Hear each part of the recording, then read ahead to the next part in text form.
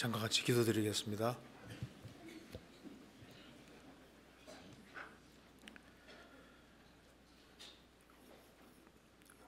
은혜와 사랑이 풍성하신 하나님 아버지, 한 해를 하나님의 은혜와 사랑 가운데 마치게 해주시고 또 한 해를 허락해 주신 것을 감사합니다. 이번 동기의 소리내를 통해서 저희들의 마음을 일깨워 주시고 한 해를 어떻게 살아야 할지를 알 수 있는 귀한 시간 되도록 도와주시옵소서. 동기의 소리내에 참석한 모든 형제자매들에게 주님께서 크신 은혜와 사랑과 주의 역사로 함께해 주셔서 올 한 해 풍성한 결실을 맺는 또 주님께 영광 돌리는 해가 될 수 있도록 도와주시옵소서. 또 국내뿐 아니라 전 세계적으로 주의 복음이 전해지는 이때 저희들이 마땅히 할 바를 깨달아 알 수 있도록 도와주시옵소서. 오늘 모든 시종 주 성령께서 함께해 주시고 또 저희들에게 필요한 말씀을 허락해 주옵소서.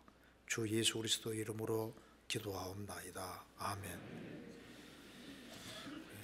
구약 성경 시편 125편 찾겠습니다.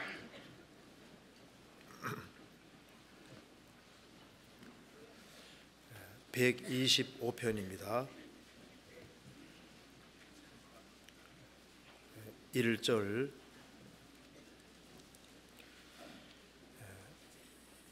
여호와를 의뢰하는 자는 시온산이 요동치 아니하고 영원히 있음 같도다. 4절입니다. 여호와여 선인에게와 마음이 정직한 자에게 선을 행하소서. 자기의 굽은 길로 치우치는 자를 여호와께서 죄악을 짓는 자와 함께 다니게 하시리로다. 이스라엘에게는 평강이 있을지어다. 1절을 같이 읽겠습니다. 여호와를 의뢰하는 자는 시온산이 요동치 아니하고 영원히 있음 같도다. 네, 거기까지입니다. 새해에도 주님의 크신 은혜와 사랑이 함께 하시기를 진심으로 기원합니다. 그리고 이제 오늘 말씀을 한 10시 50분 정도까지는 끝내야지 여기 우리 목사 한소식에 지장이 없으리라고 생각합니다. 그래서 한 50분 정도의 말씀을 끝내보도록 하겠습니다. 자, 오늘은 저게 시편 125편 중심으로 해서 산을 통해서 몇 가지 좀 교훈을 받아보려고 합니다. 이 성경 창세기부터 요한계시록까지 성경 속에 많은 산들이 기록이 되어 있습니다. 실제 산을 가르치는 것도 성경에 많이 나오고 또 산을 통해서 우리에게 중요한 교훈을 주는 것도 많이 있습니다. 그래서 여기 성경에서 실제 산을 가리키는 말씀도 많이 있고 또 한 가지는 산이 상징적으로 사용되는 경우도 성경에 많이 있습니다. 그래서 성경에서 산이 상징적으로 사용될 때는 견고하고 안정되고 흔들리지 않는다는 의미로 사용될 때도 성경에 산이라는 표현을 사용하고 있습니다. 또 한 가지는 부정적인 의미에서 장애물이라는 의미로 이 산을 사용하기도 있습니다.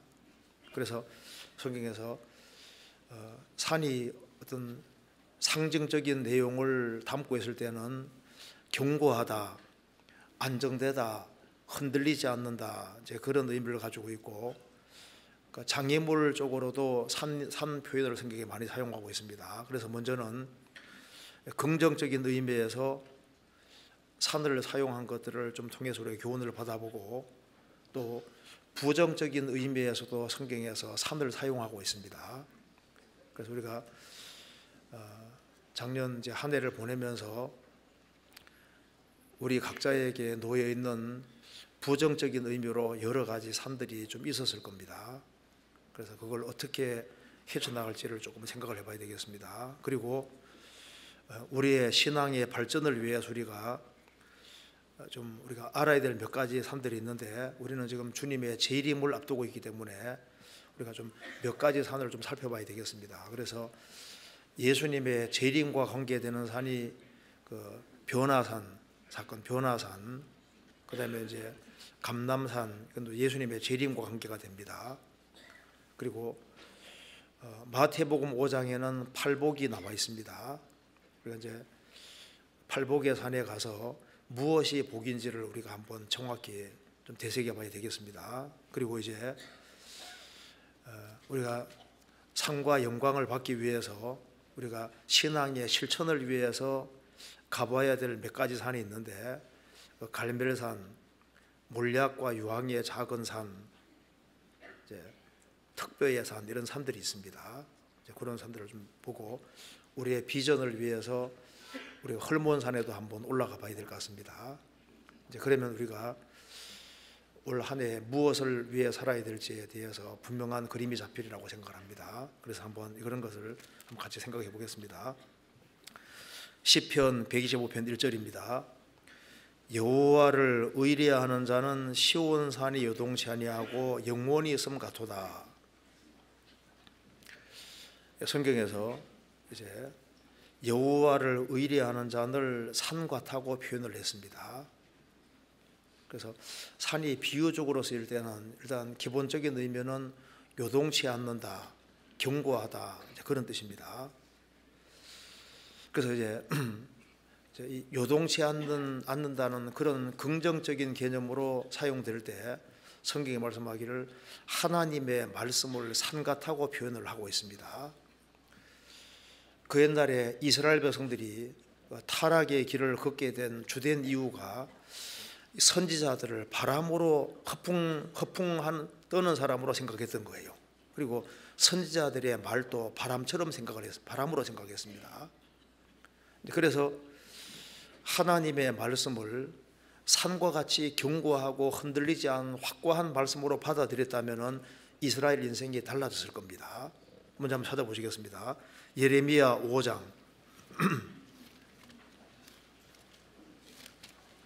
예레미야 5장 13절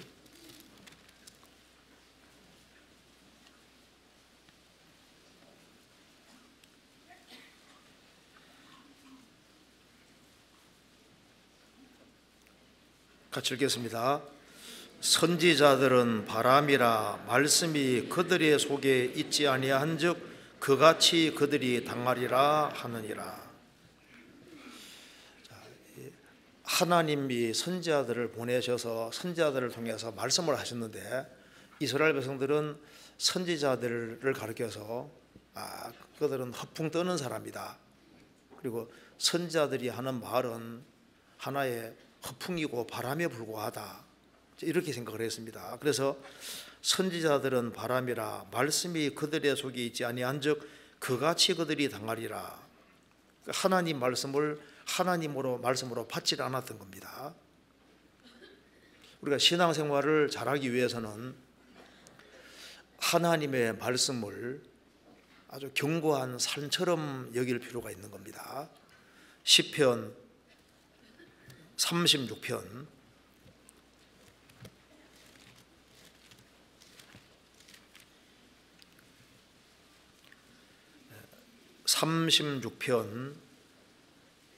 6절입니다.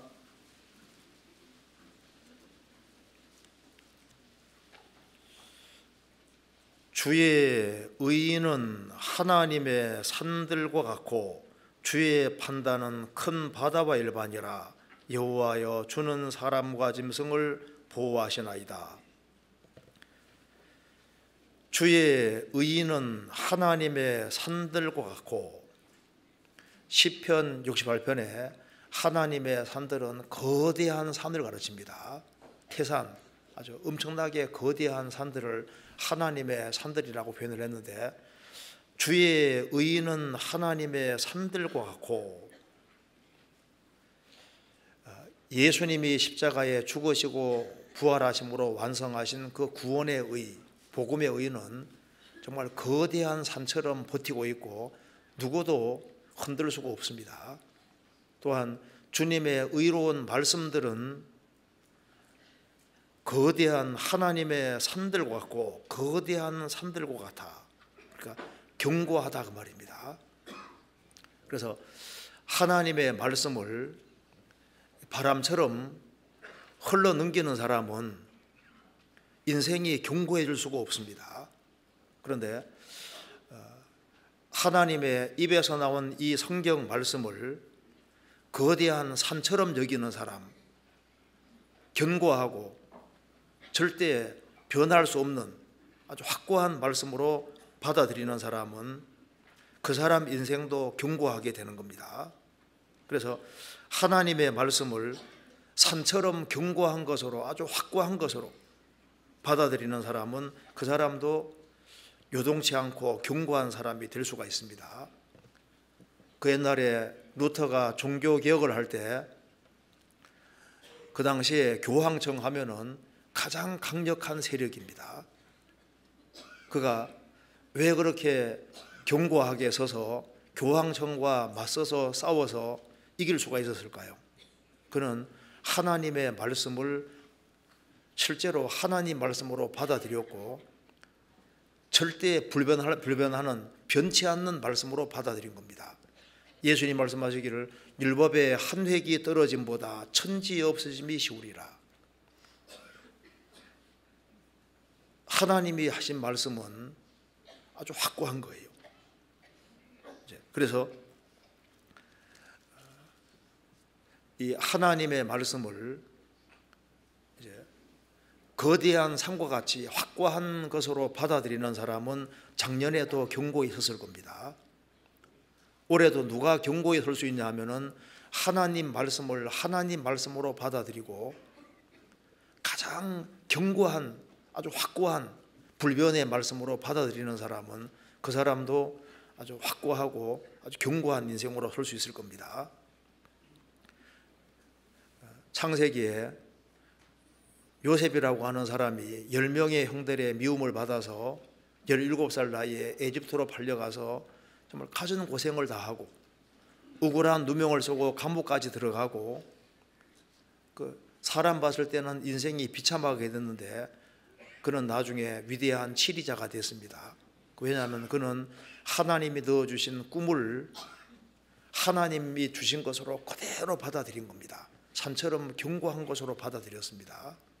그래서 그는 야곱의 그 아들들 중에 하나의 연약한 가지에 불과했지만은 그는 크게 번창할 수 있었고 힘있게 살 수가 있었던 겁니다. 근데 르우벤은 장자였지만은 그의 인생은 물이 끓음 같았다. 안정되지 못했습니다. 그는 육신에 충동돼 살았는데 이유는 하나님 말씀을 확고하게 붙잡지 않아서 그런 겁니다. 그래서 여기에 먼저 우리가 생각해야 될 것은 하나님의 말씀을 여기에 거대한 산과 같다 이렇게 표현했다는 겁니다. 그리고 하나님 말씀을 하나님 말씀으로 받아들이는 그 사람도 산같이 견고할 수 있는 겁니다. 그래서 시편 125편 다시 보시겠습니다.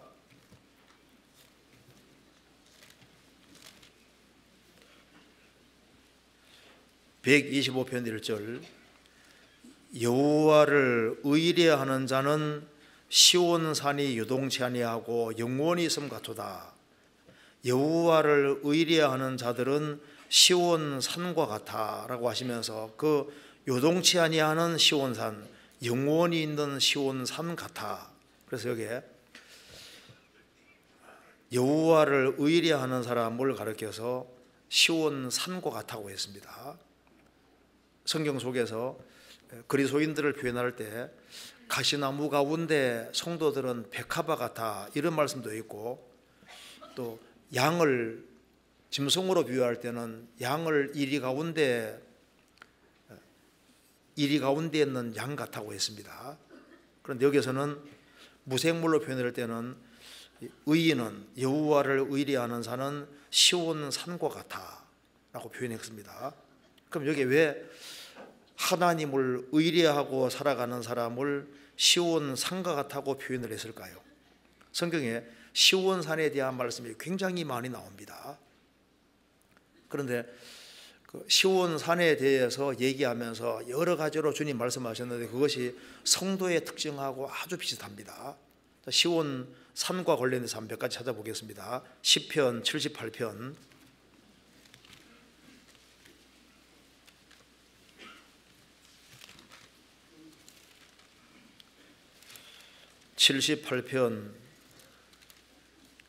68절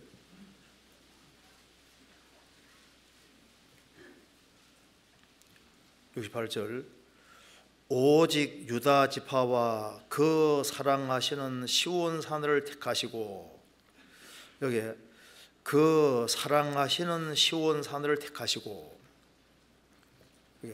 시온산 앞에 그 사랑하시는 시온산이라고 했습니다. 여호와를 의뢰하는 자는 시온산과 같다고 했습니다. 그러니까 그 사랑하시는 시온산, 여호와를 의뢰하는 사람, 구원받은 사람은 하나님의 특별한 사랑을 받고 있는 사람입니다. 우리 어제 사랑에 대해 배웠지 않습니까? 하나님이 사랑하시는 시온산. 그래서 그리스도인들은 하나님이 사랑하시는 존재들입니다. 그리고 시편 2편 6절에는 그 시온산을 거룩한 시온산이라고 했습니다. 시편 2편 적겠습니다.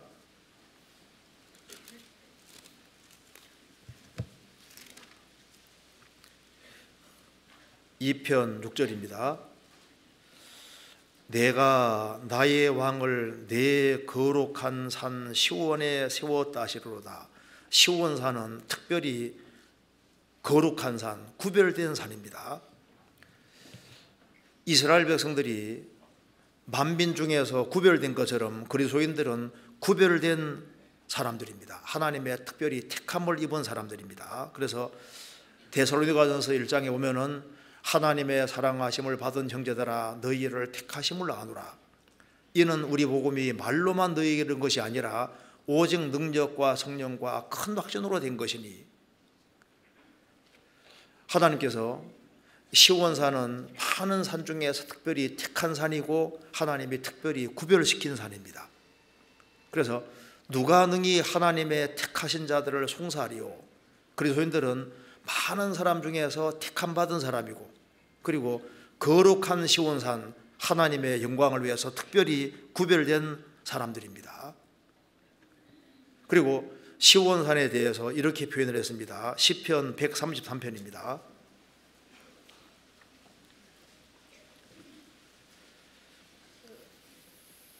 (133편) 3절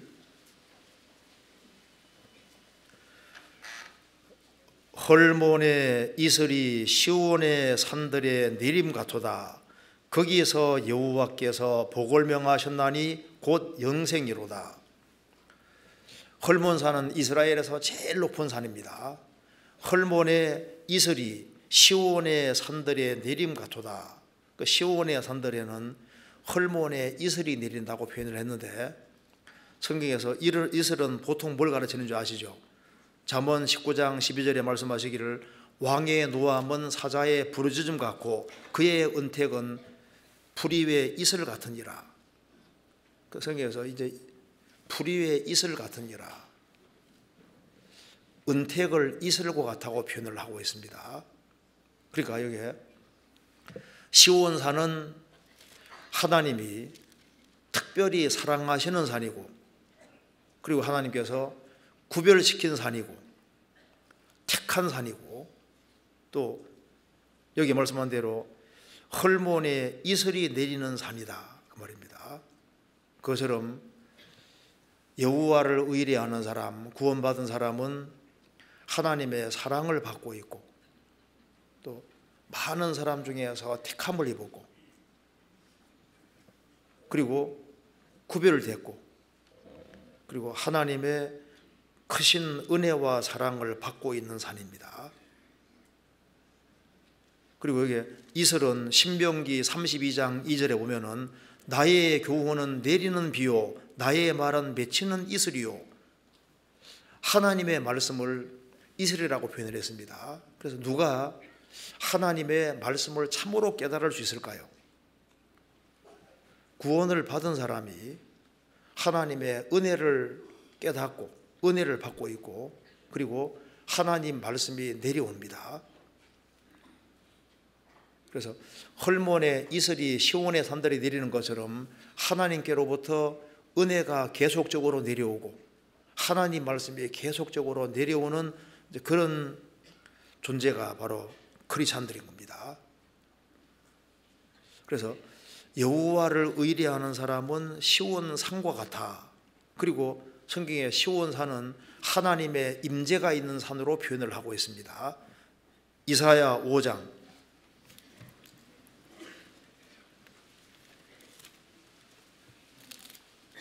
이사야 4장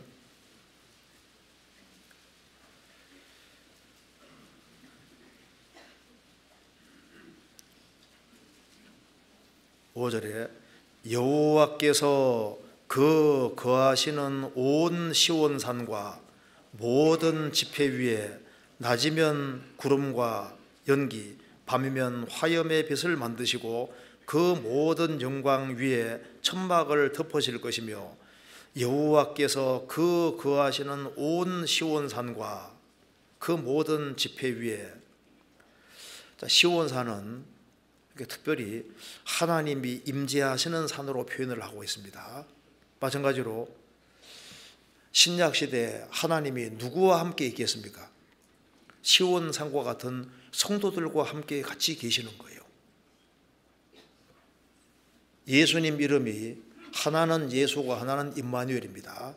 임마누엘은 하나님이 우리와 같이 계시다, 그런 뜻이지 않습니까? 시온산에 하나님이 같이 계시는 것처럼 구원받은 사람들 속에 같이 계시는 거예요. 그렇잖아요. 시편 125편 다시 보시겠습니다. 125편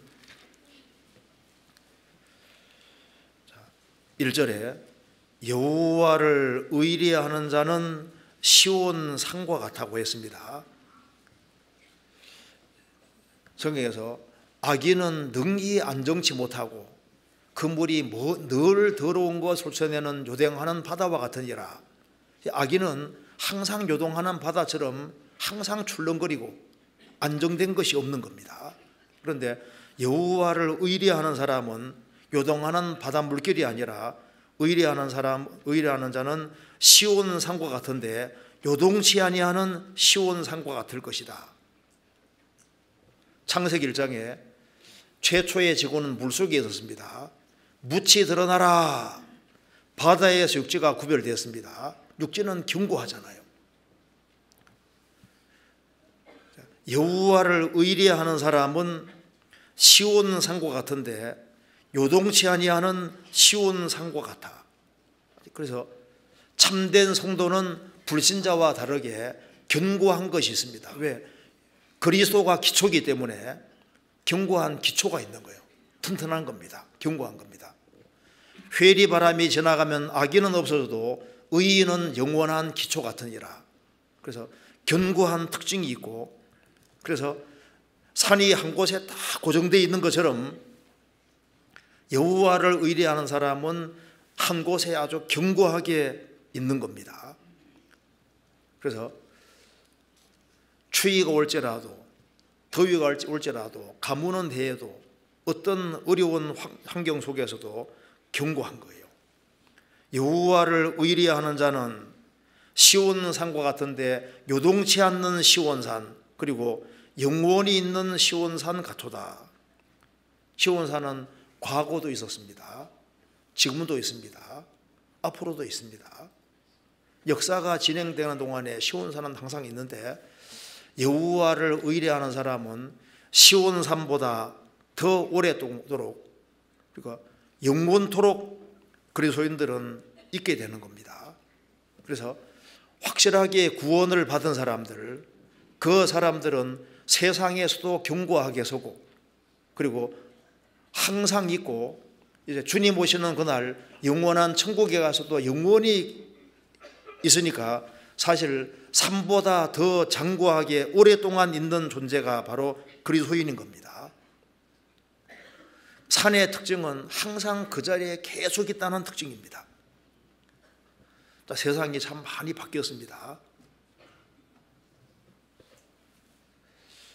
어떤 그 만화, 이제 누가 보낸 그 만화에 보면은 1960년대 그때는 이제 학생들이 선생님들에게 꽃다발을 갖다 줬다는 거예요. 2018년 현재에는 권총 들고 선생님이 갖다 댄다고. 세상이 많이 바뀌었습니다. 가치관도 너무나도 많이 바뀌고 세상은 빠르게 변해갑니다. 그런데 우리가 시골에 가보면은 산은 항상 그대로 있잖아요. 그리스도인은 그 자리에 요동치 아니하고 변치 않고 그대로 있다는 특징이 있습니다. 우리가 구원받을 때 낮은 마음 가지고 있었다면은 그 낮은 마음이 계속될 필요가 있습니다. 어제 배운 대로 주님을 사랑하는 마음을 가지고 있었으면은 주님 오시는 그날까지 사랑하는 마음을 계속 가지고 있어야 됩니다. 주님께 충성하는 마음을 가지고 있었으면은 주님 오시는 그날까지 충성하는 마음을 계속 가지고 있어야 됩니다. 산이 변치 않고 그대로 있는 것처럼 그리스도인들은 활렵수가 아니라 상독수입니다.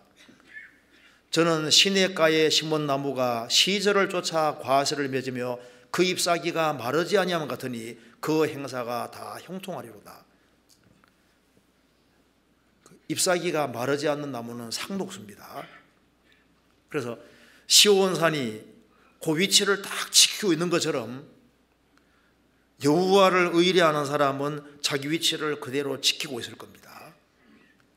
우리가 구원받고 난 이후에는 우리가 소속이 주님께 소속되어 있고 항상 그 소속 안에 있어요. 그래서 주님 안에 들어와서 주님 안에 살고 주님 안에서 죽어야 되는 거예요. 소속이 아주 분명히 됩니다. 그리고 이제 시온산은 특별히 하나님의 약속이 있는 산입니다. 시편 14편에 보면은 이스라엘의 구원이 시온에서 나오기 원한도다. 그래서 예수님이 시온산 이스라엘 땅에 오셨고 거기서 구원을 완성하시고 그 완성한 구원이 지금 전 세계에 전파되고 있는 겁니다. 그래서 이 시온산은 특별히 하나님께 쓰임받은 산입니다. 구원의 통로가 된 산입니다. 이스라엘의 구원이 시온을 통해 오는 거예요. 시온을 통해서. 그처럼 성도는 구원의 통로가 되는 존재인 겁니다. 하나님이 사람을 구원하시되 먼저 구원받은 사람을 통로로 해서 사람들을 구원받는 거예요. 이스라엘 백성들이 여기에 이제 하나님이 아브라함을 부르실 때 아브라함 너는 복의 근원이 될 것이다. 영어로 a blessing입니다. 아브라함 너는 복덩이가 될 것이다. 아브라함 통해서 천하 만민이 복을 받는다고 했습니다. 아브라함은 복덩어리다, 복이라고 했습니다. 그러니까 아브라함이 걸어 다닐 때는 복이 걸어 다니는 게 되는 거예요. 그래서 아브라함을 선대하면 복을 받고 아브라함을 잘못 대하면은 복이 없는 존재가 되는 거예요. 하나님은 복이시고 복이신 분이 세상에 오신 분이 예수님이고 한 사람이 구원받을 때 복이 속에 들어오셨기 때문에 예수님과 연결된 사람은 복덩어리가 되는 겁니다. 그렇잖아요. 그래서 시온산이 구원의 통로로 사용된 것처럼 성도는 구원의 통로로 사용되는 존재인 겁니다. 그래서 한 가정에서 한 사람이 구원받으면 그 사람이 가정의 복덩어리가 되는 거예요. 한 가정이 구원받으면 그 마을이 이제 복받게 되는 겁니다. 한 지역이 많은 사람이 구원받으면 한 동네에서 구원 역사가 있게 되면 그 전국적으로 복이 전해지게 되는 거지 않습니까? 그러니까 시온산은 구원의 통로가 된 산입니다. 그것처럼 여호와를 의뢰하는 사람은 주님이 그 사람을 통해서 구원 역사를 펼쳐나가시는 거예요. 그리고 산은 튀어나와 있습니다. 올라와 있잖아요. 여호와를 의뢰하는 자는 시온 산과 같아. 그처럼 구원받은 사람은 구원 안 받은 사람하고 차이가 나게 되어 있습니다. 너희는 세상의 빛이라. 산 위에 있는 동네가 숨기지 못할 것이요 산 위에 있는 동네는 더 나는 것처럼 산은 튀어나와 있습니다. 아가서 7장 보면은 술람 여인을 머리를 가리켜서 갈멜산 같다고 했습니다. 산은 튀어나와 있지 않습니까? 올라와 있잖아요. 구원을 받은 사람이 구원 안 받은 사람 같이 있을 때 똑같을 수가 없는 거예요. 뭔가 두드러지고 나타나는 것이 있습니다. 그리스도인들은 성경 고린도서에서 보면은 2장 3장에 보면은 그리스도인들은 그리스도의 향기고 그리스도의 편지라고 했습니다. 그 냄새는 나게 돼 있잖아요. 그리고 그리스도의 편지라고 했습니다. 무사람이 알고 읽는 바라. 산은 두드러진 것이 있는 거예요. 산은 또 무게가 있습니다. 무게가. 그 삶에 무게가 있고 가치 있는 것이 바로 크리스찬들인 거예요. 여호와는 지식의 하나님이시라 행동을 달아보시느니라. 구원받지 아니한 사람은 천한 자나 귀한 자네 저월에 달면 들려서 입김보다 경하리로다. 시편 62편에 말한 대로 구원 안 받은 사람은 저월에 달면은 후하면 입김이 더 무겁다 그 말입니다. 그 가치가 없는 거예요. 그런데 여호와를 의뢰하는 사람은 삶에 무게가 있습니다. 한나도 삶에 확실하게 무게가 있습니다. 하나님을 향한 확실한 믿음이 있으니까 하나님이 사무엘이라는 자식을 주시고 특별히 축복해 주셨습니다. 이 성경 속에 나와 있는 하나님의 일꾼들, 그런 사람들은 산처럼 버티고 있었고 확실한 믿음 때문에 그 하나님 보실 때 정말 무게 있는 삶을 살았던 거예요. 다니엘 소장에 벨사살 왕을 가르쳐 말하기를 저월에 달려 부족함이 배었다 하며, 벨사살 왕은 저월에 달았을 때 합당하지 않았습니다. 무게라는 것이 없는 거예요. 그리고 시온산은 이스라엘 백성들 사이에서 많이 회자되는 산이었습니다. 그래서 시온산에 대해 사람들이 많은 이야기를 했던 거예요. 그처럼 크리스찬들은 세상 사람들에게 칭찬도 받지만 욕도 얻어먹습니다. 그렇잖아요. 그런데 시편 125편 다시 보시겠습니다. 125편 1절에 여호와를 의뢰하는 자는, 이것이 원문에도 복수로 되어 있고 영역본에도 복수로 되어 있습니다. 여호와를 의뢰하는 자들은 그렇게 되어 있습니다. 여호와를 의뢰하는 자들은 시온산과 같도다. 구원받은 한 사람 한 사람도 시온산과 같지만은 여호와를 의뢰하는 자들은 시온산과 같도다. 그러니까 단수가 아니라 복수로 되어 있습니다. 여호와를 의뢰하는 사람은 여호와를 의뢰하는 사람을 알아봅니다. 그래서 결국은 하나가 되는 거예요. 물고기들도 보면은 같은 종끼리 같이 다니더라니까요. 토끼는 토끼끼리도 같이 다니고. 제가 러시아 가 보니까 개들도 개를 금방 알아보더라고. 자기 동료는 금방 알아보거든요. 그러니까 여호와를 의뢰하는 사람은 딱 구원받은 사람은 같이 이렇게 말이 탁 통하잖아요. 그러니까 단수가 아니라 복수입니다. 어떤 사람은 나는 하나님을 의뢰하고 살아간다 하는데 또 하나님을 의뢰하는 살아가는 사람하고 이게 하나가 안 되면 문제가 있는 거지 않습니까? 거듭난 사람은 거듭난 사람을 알아보고 같이 하나가 되도록 되어 있는 거예요. 복수입니다. 그리고 여기에 여호와를 의뢰하는 자들을 시온산과 같아 했는데, 여호와를 의뢰하는 자들이 무리가 연결되어서 교회를 이루기 때문에 여호와를 의뢰하는 자들이 모인 것이 바로 교회고, 그 교회가 또 시온산과 같은 거예요. 한 개인도 산과 같으면은 그리스도인들이 같이 모여서 하나가 될 때 더 얼마나 더 견고한 산처럼 되겠습니까? 그렇잖아요. 4절 여호와여 선인에게와 마음이 정직한 자에게 선을 행하소서. 여호와를 의뢰하는 자들은 선한 사람들이고 마음이 정직한 사람들입니다. 그런 사람에게 선을 행하소서. 자기의 굽은 길로 치우치는 자를 여호와께서 죄악을 짓는 자와 함께 다니게 하시리로다. 진리의 길을 걷지 아니하고 자기의 굽은 길로 치우치는 사람들은 죄악을 짓는 자와 함께, 결국은 구원 안 받은 사람은 구원 안 받은 사람끼리 하나가 되고 곁길로 가는 사람은 곁길로 가는 사람들끼리 하나가 되는 겁니다. 여호와를 의뢰하는 사람은 의뢰하는 사람들과 같이 하나가 되는 거예요. 그래서 한 사람이 구원받고 10년, 20년, 30년 이제 점점 시간 지나가면은 산은 산인데 점점 커지는 아주 견고한 산과 같이 되는 겁니다. 그 옛날에 C.T. 스터다라는 사람이 초콜릿 군병이라는 책을 썼는데 그 성경에 나와 있는 그 하나님의 일꾼들, 하나님께 쓰임 받은 사람들은 하나같이 그렇게 견고했는데, 용감했는데 요즘 크리스찬들은 초콜릿 군병 같아.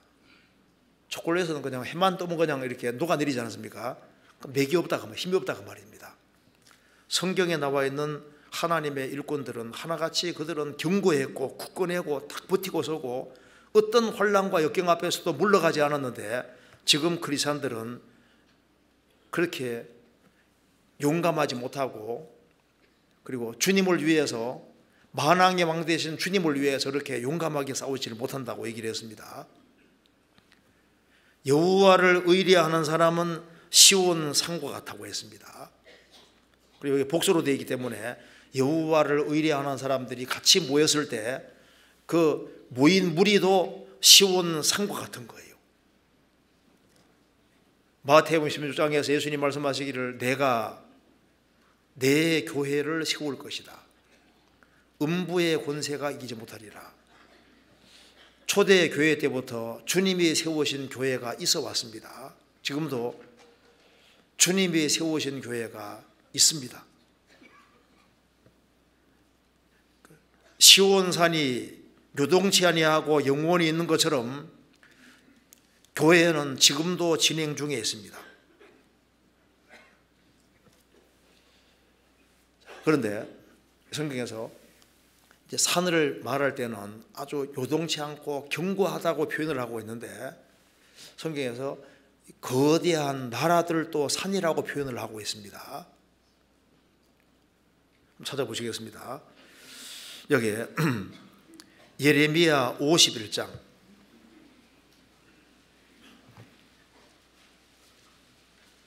예레미야 51장 25절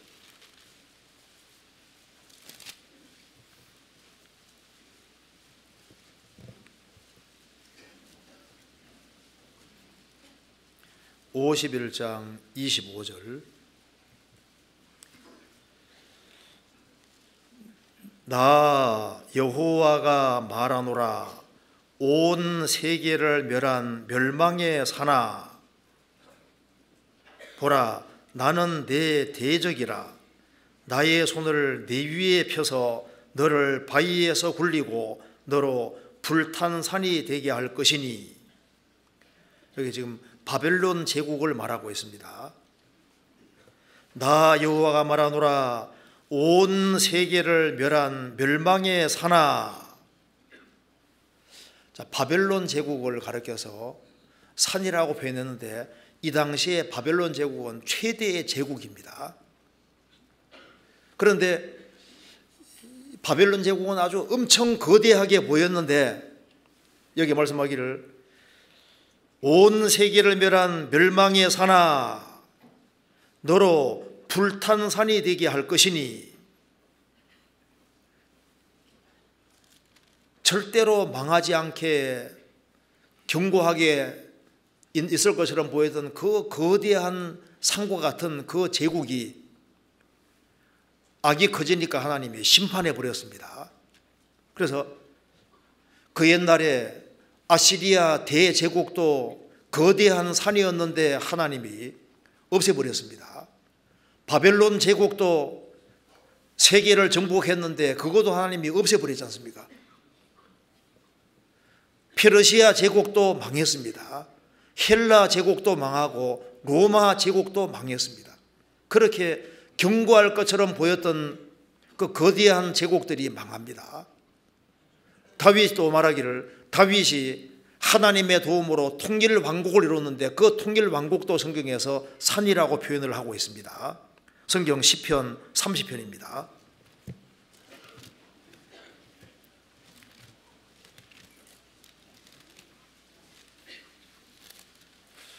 (30편) 7절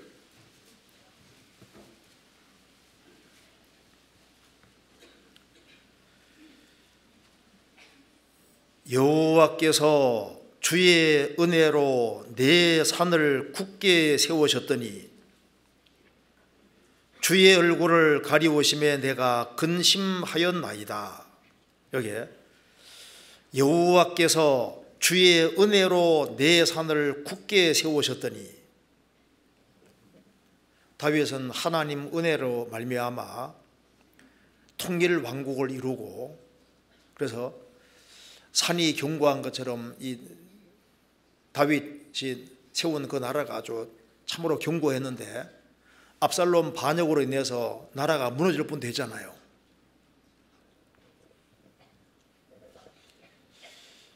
자, 여기 보면 우리가 알 수 있는 것이 있습니다. 사람도 여호와를 의리할 때는 그 사람도 견고할 수 있는데 교만하면은 하나님이 과거부터 징계하고 치는 일이 계속 있어 봤지 않습니까? 거대한 제국도 날아가 버렸습니다. 다윗이 세운 그 통일 왕국도 솔로몬이 잘못하니까 두 쪽이 나고 분열을 거듭하고 했던 것처럼 교회가 시온산처럼 견고하게 있어야 되는데 항상 여호와를 의리할 때는 견고했는데 여호와를 의리하지 아니할 때는 하나님께서 흔들어 버렸던 겁니다. 우리 교회도 지금 점점 커지고 있습니다. 커지고 있는데 언제 견고하냐 하면은 아시아의 7교회에 대한 얘기하면서 서머나 교회, 그 환난과 핍박이 있는 그 교회 주님 칭찬해 주셨지 않습니까? 빌라델비아 교회, 비록 작은 교회지만 서로 사랑할 때 하나님께서 열린 문 두시고 전도를 계속하게 하셨던 겁니다. 그래서 주님 오시는 그날까지 이제 교회가 견고하게 될 수 있는 길은 근본 진리를 계속 붙잡아야 되는 겁니다.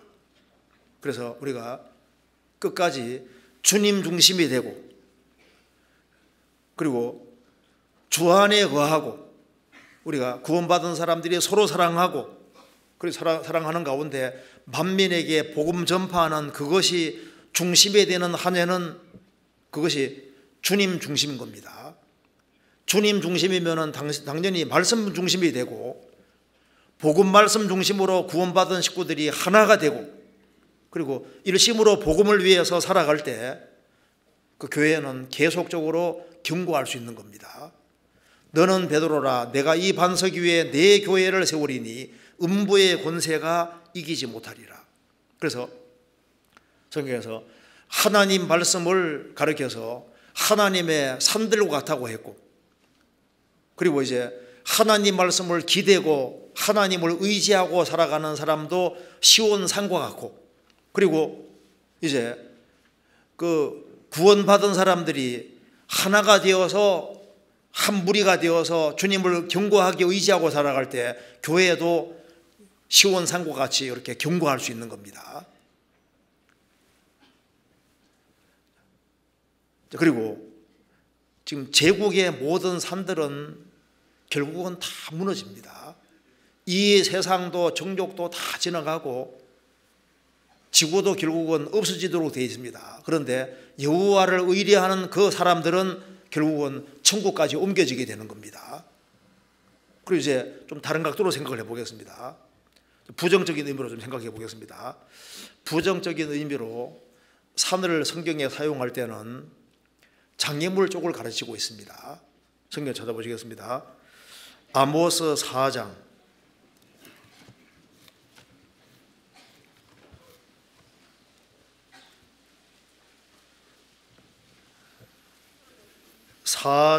13절입니다.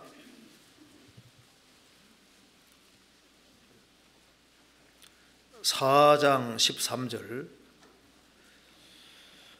대저 산들을 지으시며 바람을 창조하며 자기의 뜻을 사람에게 보이며 아침을 어둡게 하며 땅의 높은 데를 밟는 자는 그 이름이 만군의 하나님 여호와니라.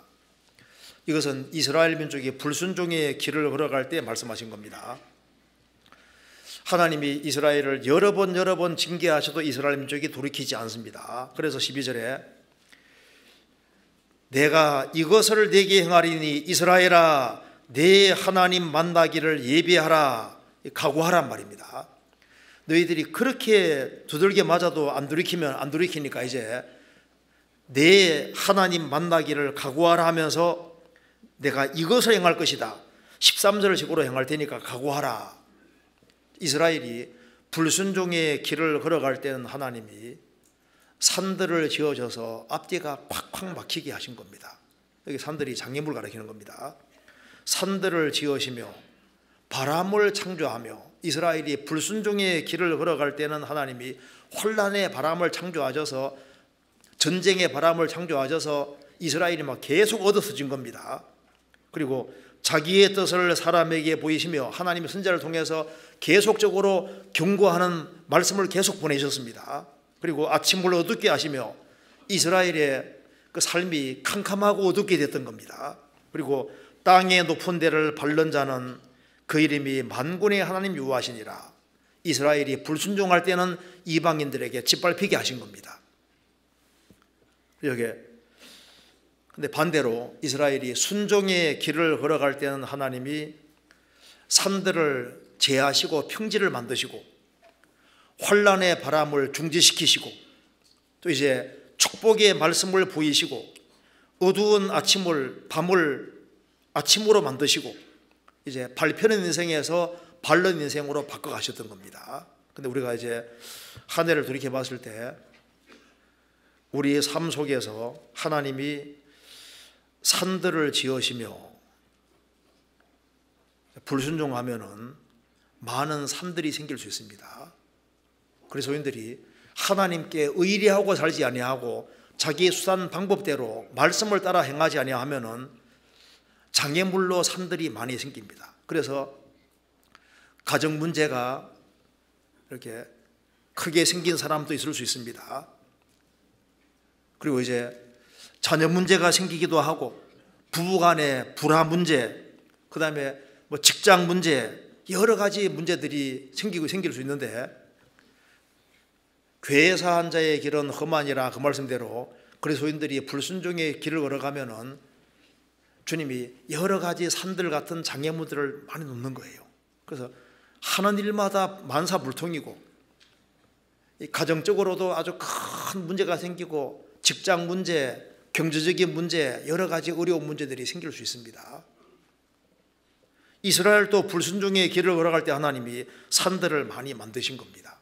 그런데 이스라엘 민족이 참으로 회개하고 돌이킬 때는 하나님께서 그 산들을 평지로 산을 제하고 없애주시는 거예요. 이스라엘이 하나님 중심이 될 때 하나님이 산들을 제거시켜 주신 겁니다. 이제 새해를 시작하는 시점에서 왜 내가 이게 하는 일마다 잘 안 될 거냐, 반성을 해보고 생각을 해봐야 됩니다. 내가 하나님을 붙잡지 않은 것이 아니냐.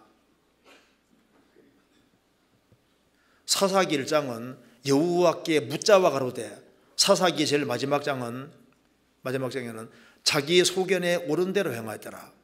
왜 삶이 어떠러지냐 하면은 여호와께 묻자와 가로되, 하나님 중심으로 살면은 하나님이 산을 평지로도 만들 수 있는데, 자기 소견에 옳은 대로 행하니까 하나님께서는 하나님 중심으로 살게 하기 위해서 여러 가지 문제들을 발생시켰을 수 있습니다. 그래서 산들을 지으시며, 산들을 어떻게 없앨 수 있느냐? 다시 예수님을 삶의 중심으로 모시고 주님 중심으로 살 때 산들은 평지로 바뀌고 혼란의 바람 대신에 성령 의사를 경험하게 되는 겁니다. 또한 한 해 동안 집안 식구들을 전도하려고 했는데 가족 식구들이 산처럼 버티고 있을 수도 있습니다. 아직까지 집안 식구 중에 구원 안 된 사람 있지 않습니까? 그런데 이 산들을 없앨 수 있는 길을 주님께서 말씀하셨습니다. 믿음을 키워야 된다는 겁니다. 성경 마태복음 17장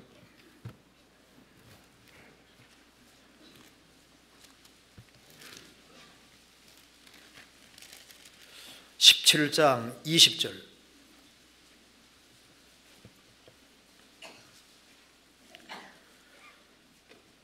가라사대 너희 믿음이 적은 영혼이라 진실로 너희에게로 오노니 너희가 만일 믿음이 한 겨자씨만큼만 있으면 이 산을 명하여 여기에서 저기로 옮기라 하여도 옮길 것이요 너희가 못할 것이 없으리라. 너희 믿음이 적은 영혼이라. 너희에게 겨자씨만한 믿음이 있으면 이 산을 명하여서 여기에서 저기로 옮기라 해도 옮길 것이요. 어쩌면은 어떤 사람에게는 자녀가 산일 수도 있습니다. 자녀가 말을 안 듣는 거예요. 또 남편이 산이고 아내가 산일 수도 있고 어떤 사람은 부모가 산일 수도 있습니다. 꿈쩍도 안 하는 거예요. 그런데 믿음이 적은 영혼이라. 믿음이 있으면 산을 옮기는 것처럼 장애물을 옮길 수 있다고 말씀하신 겁니다. 그래서 한 사람이 믿음이 커지면은 전혀 전도가 안 될 것 같은 가족 식구들이 전도가 되잖아요. 우리 아버지는 절대 구원이 안 될 거다. 그런데 믿음을 키우면은, 믿음이 커지면은 그 큰 아버지가 점점 작아집니다. 믿음이 커지면 자꾸 작아지는 것이 맞는 거예요. 전혀 요동도 하지 않던 아버지인데 믿음이 커지면은 아버지가 자꾸 작아지거든요. 아버지 갑시다. 휴양간에 갑시다. 꿈쩍도 안 했는데 있지 않습니까? 믿음이 커지면 이게 아버지를 들어서 이렇게 공조 휴양간에 옮겨 놓을 수도 있고 집회에 옮겨 넣어가지고 구원 받잖아요. 그래서 아이고 안 돼 할 것이 아니라 믿음 작은 것을 생각해야 됩니다. 믿음은 들음에서 나며 들음은 그리스도의 말씀으로. 말씀을 간절하게 들으면 말씀이 믿어지고 하나님이 말씀대로 해줄 것이 믿어지면은 믿음대로 되는 겁니다. 그렇잖아요. 믿음 교회 되는 거예요. 스가랴 4장입니다.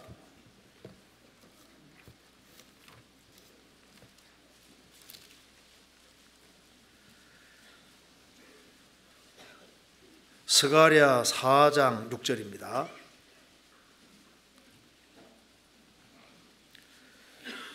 그가 내게 일러 가로되 여호와께서 스룹바벨에게 하신 말씀이라 아니라 만군의 여호와께서 말씀하시되 이는 힘으로 되지 아니하며 능으로 되지 아니하며 오직 나의 신으로 되느니라. 큰 산아 내가 무엇이냐 내가 스룹바벨 앞에서 평지가 되리라. 스룹바벨과 여호수아는 이제 페르시아에서 돌아와서 이제 성전을 세우려고 하는데 장애물이 엄청나게 많이 놓여 있습니다. 큰 산이 놓여 있는 거예요. 큰 산아 내가 무엇이냐 내가 스룹바벨 앞에서 평지가 되리라.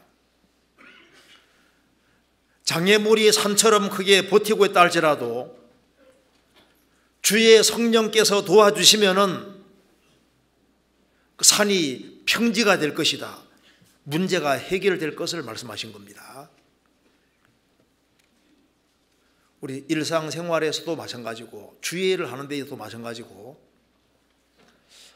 어떤 장애물이 있다 할지라도 하나님이 도와주시면은 가능한 겁니다. 그래서 올해 작년에 자기 중심적으로 살았던 사람이라 할지라도 지금부터라도 주님을 중심에 모시고 주님 중심으로 살고 주님이 내 앞에서 앞장서서 행하실 수 있도록 너는 범사의 그를 인정하라. 그리하면 내 길을 지도하시리라. 스스로 지혜롭게 여기지 말지어다. 스스로 지혜롭게 여기지 말고 시편 74편에 말씀하신 대로 주의 영구히 파멸된 곳으로 주의 발을 트집소서. 주님이 발을 들어서 주님이 들어오시는 곳에는 문제가 해결될 수 있도록 되어 있습니다. 그래서 자기 중심이 아닌 주님 중심이 되도록, 그래서 주님을 모시고 주님 중심으로 사는 것이 제일 빠른 길이 되는 거예요. 요한복음 6장 찾겠습니다.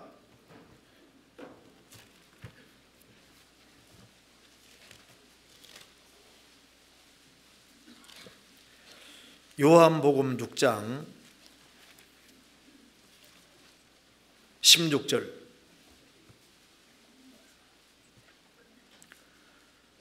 저물매 제자들이 바다에 내려가서 배를 타고 바다를 건너 가버나움으로 가는데 이미 어두웠고 예수는 아직 저희에게 오시지 아니하셨더니 큰 바람이 불어 파도가 일어나더라. 제자들이 노를 저어 10여리쯤 가다가 예수께서 바다 위로 걸어 배에 가까이 오심을 보고 두려워하거늘 가라사대 내니 두려워 말라 하신대 이에 기뻐서 배로 영접하니 배는 곧 저희의 가려던 땅에 이르러더라. 예수님이 보리도 5개 물고기 2마리로 5,000명을 먹이신 이후에 제자들을 먼저 가버나움으로 가게 하셨습니다. 그래서 이제 제자들은 노를 저어서 이제 가고 있는데 바람이 크게 불어서 파도가 일어나서 진행이 안 되는 거예요. 배는 갈릴리 호수 중간에 있습니다. 목적지를 갈 수가 없는 거예요. 그때 예수님이 바다 위를 걸어오셨습니다. 제자들은 유령이다 굉장히 무서워했습니다. 예수님이 내니 두려워 말라. 그리고 예수님을 영접하니 배는 곧 저희 가려는 땅에 이르러더라. 예수님이 행하시는 기적은 다 뜻이 있습니다. 목적지하고 굉장히 거리가 멉니다. 그런데 아무리 힘쓰고 애쓰고 수고해도 목적지를 갈 수 없는데 예수님을 영접하니 즉시 목적지에 갔습니다. 이걸 우리가 여러 가지角度생각해 볼 수 있습니다. 사람들이 교회 생활하면서 힘쓰고 애쓰고 수고해서 자기 노력으로 천국 가려고 하는 사람들이 있는데 그래서는 목적지 못 갑니다. 그런데 예수님을 영접하니까 곧 갔지 않습니까? 천국 가는 길은 힘쓰고 애써서 가는 것이 아니라 주님 영접하면은 목적지에 갈 수 있는 거예요. 또 신앙생활 속에도 마찬가지입니다. 우리가 지금 작년에 내 수단 방법대로 했을 때 잘 안 됐는데 이제는 내 수단 방법대로 하지 말고 예수님이 배에 들어오시니까 목적지에 이르는 것처럼 우리 삶 속에서 주님을 개입시켜야 되는 겁니다. 너는 범사에 그를 인정하라. 그리하면 내 길을 지도하시리라. 자식 문제가 있을지라도 주님의 도움을 구하고 주님 도와주시면은 주님은 영혼 속에 뚫고 들어갈 수 있는 분이니까 주님이 조금만 신경 써주면 문제가 해결될 수 있는 거예요. 우리 남편은 구제불능이다. 아닙니다. 주님이 도와주면 문제가 풀릴 수도 있는 거예요. 어떤 장애물이 있다 할지라도 주님은 훨씬 더 크신 분입니다. 주님이 장애물을 만들 때는 물론 단련을 위한 목적도 있지만 징계 목적도 있을 수 있기 때문에 그걸 잘 생각을 해볼 필요 있습니다. 그래서 어떤 사람은 또 산을 옮길 만한 믿음이 있을지라도 사랑이 없으면 아무것도 아니라고 어제 배웠잖아요. 아무것도 아니라고. 사랑이 없어지면은 산을 옮길 만한 믿음이 있을지라도 사랑 없으면 다치게 할 수도 있고 그 신앙생활이 물어 돌아갈 수도 있습니다. 그래서 항상 바치고 있는 것은 사랑이 되어야 되는 겁니다. 사랑이 있으면은 계속적으로 이제 신앙생활을 잘할 수 있습니다. 그리고 이제 또 다른 것들로 생각을 해보겠습니다. 이제 올해 이제 우리가 힘있게 살기 위해서 좀 몇 가지를 생각해봐야 되겠습니다.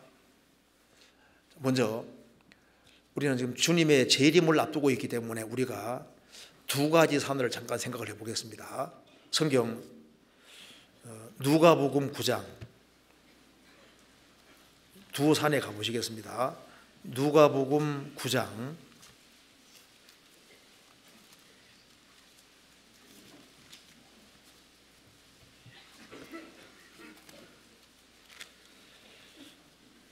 28절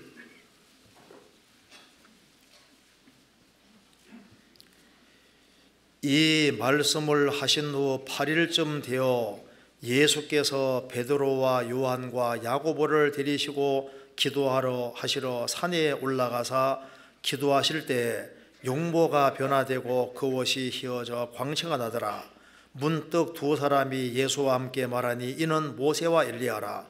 영광 중에 나타나서 장차 예수께서 예루살렘에서 별세하실 것을 말씀하실새 베드로와 및 함께 있는 자들이 고나여 졸다가 아주 깨어 예수의 영광과 및 함께 선 두 사람을 보더니 두 사람이 떠날 때 베드로가 예수께 여짜오되 주여 우리가 여기 있는 것 조사오니 우리가 초막 셋을 짓되 하나는 주를 위하여 하나는 모세를 위하여 하나는 엘리야를 위하여 하사이다 하되 자기의 하는 말을 자기도 알지 못하더라.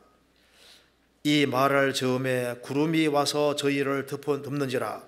구름 속으로 들어갈 때 저희가 무서워하더니 구름 속에서 소리가 나서 가로되 이는 나의 아들 곧 택함을 받은 자니 너희는 저의 말을 들으라 하고 소리가 그침에 오직 예수만 보이시더라.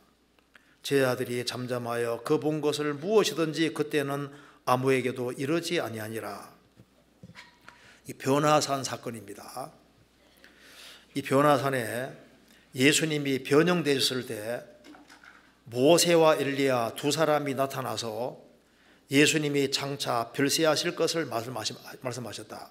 모세는 율법의 대표고 엘리야는 선지자 대표입니다.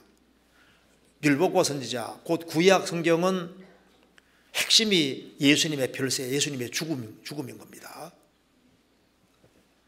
그리고 이제 이 모세와 엘리야가 이 변화산상에 예수님과 같이 나타나신 이 모습이 예수님 재림 예고편이라고 베드로후서 1장에 나와 있습니다. 그러니까 이제 예수님이 공중 재림하는 모습도 여기에 보여준 거예요. 그래서 예수님이 나타나셨을 때 모세와 엘리야가 나타나지 않습니까? 모세는 죽어서 주님 앞에 선 대표입니다. 엘리야는 산채로 들림받은 대표입니다. 그래서 주님 공중에 재림하시는 그날 구원받고 죽은 사람들이 모세가 서는 것처럼 주님 옆에 서게 되고, 그리고 이제 엘리야는 산채로 주님 만난 것처럼 주님 오시는 그날 거듭난 그리스도인들은 산채로 주님 앞에 서게 될 것을 미리 보여주신 거예요. 그래서 변화산 사건은 그리스도인들이 주님이 공중에 재림하실 때 있을 사건을 미리 보여주신 것이다 그 말입니다. 그리고 하늘에서 말씀하기를 너희는 저의 말을 들어라, 예수님 말씀을 들어라 이렇게 얘기를 했습니다. 우리가 공중 재림하시는 주님을 만날 때까지 우리는 누구의 말을 들어야 되는 겁니까? 너희는 저의 말을 들어라, 예수님 말씀하시는 말을 들으라 그 말입니다. 주 예수를 믿어라, 믿어야 되는 겁니다.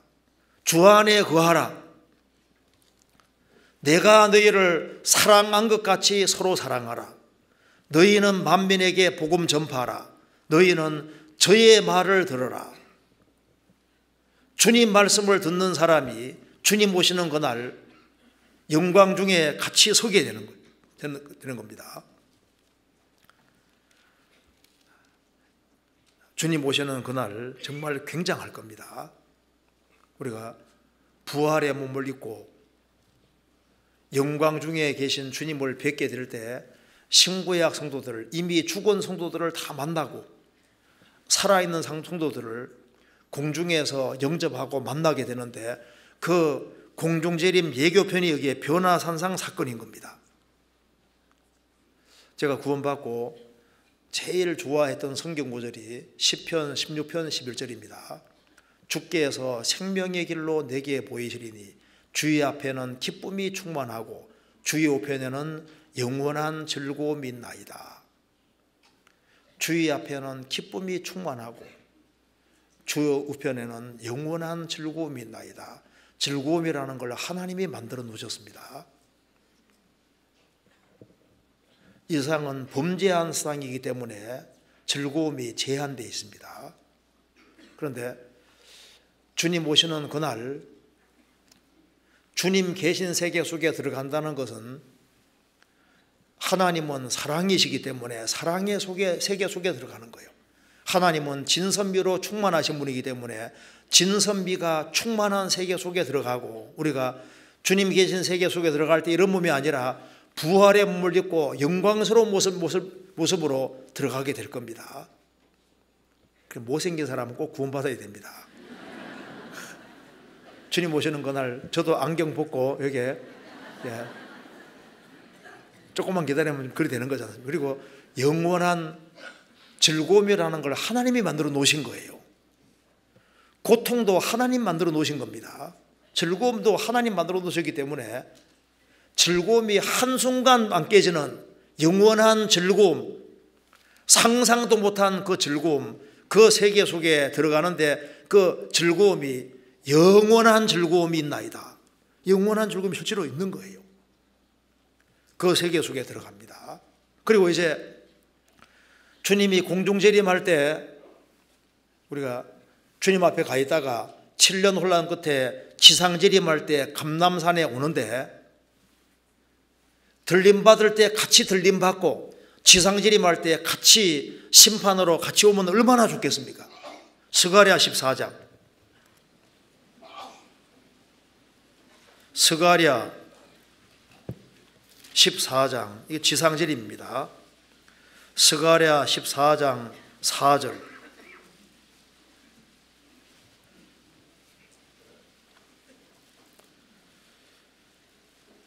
(1325페이지) 그날에 그의 발이 예루살렘 앞 곧 동편 감람산에 서실 것이요, 감람산은 그 한가운데가 동서로 갈라져 매우 큰 골짜기가 되어서 산 절반은 북으로 절반은 남으로 옮기고 그 산 골짜기는 아셀까지 미칠지라. 너희가 그의 산 골짜기로 도망하되 유다 왕 우시야 때에 지진을 피하여 도망하던 같이 하리라. 나의 하나님 여호와께서 임하실 것이요 모든 거룩한 자가 주와 함께 하리라. 사도행전 1장 예수님이 감람산에 승천하셨는데, 예수님이 오실 때도 감람산에 그대로 오시는데, 그의 발이 예루살렘 앞 곧 동편 감람산에 서실 것이다. 그리고 나의 하나님 여호와께서 임하실 것이요 모든 거룩한 자가 주와 함께 하리라. 그래서 공중재림 있고 지상재림할 때 감람산에 주님과 같이 오는데 여기에 참여하게 된다는 것이 얼마나 축복이겠습니까? 그리고 이제 그 다음에 천년 왕국이 있고 영원한 천국이 있는데, 그리스도인들은 천년 동안 왕노릇하고 영원한 천국에서 세세토록 왕노릇하는 겁니다. 종교개혁자 마르틴 루터는 이렇게 얘기했습니다. 당신이 아직도 그리스도의 재림을 소망하지 않는다면 당신은 참된 크리스찬이 아닐 것이다.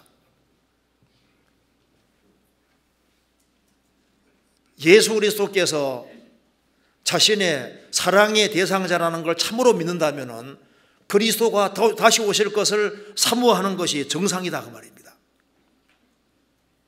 사실 천국까지 가는 데는 시간이 안 걸립니다. 예수님 십자가 달리실 때 옆에 두 강도 같이 달렸는데 예수님이 오늘 내가 나와 함께 낙원에 있으리라. 예수님은 오후 3시에 죽으셨고 6시가 되면 그 다음 날이 되기 때문에 여섯이 되기 직전에 두 행악자는 발을 부러뜨려 죽였습니다. 그리고 얼마 안 돼서 그 다음 날이 됐어요. 너가 오늘 나와 함께 낙원에 있으리라. 낙원까지 가는 것은 금방 가는 거예요. 그래서 몸을 벗으면 즉시 낙원입니다. 천국까지 가는 것은 서울 부산 거리보다 가까운 거예요. 금방입니다. 그리고 이제 우리가 올해 신앙생활을 잘하기 위해서 복이 뭔지를 봐야 되겠습니다. 성경 마태복음 5장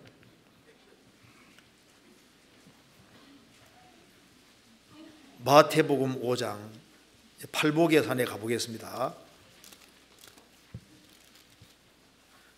5장 1절 예수께서 무리를 보시고 산에 올라가 앉으시니 제자들이 나아온지라 입을 열어 가르쳐 가라사대 심령이 가난한 자는 복이 있나니 천국이 저희 것이며 11절 나를 인하여 너희를 욕하고 핍박하고 거짓으로 너희를 거스려 모든 악한 말을 할 때에는 너희에게 복이 있나니 그 다음에 적겠습니다.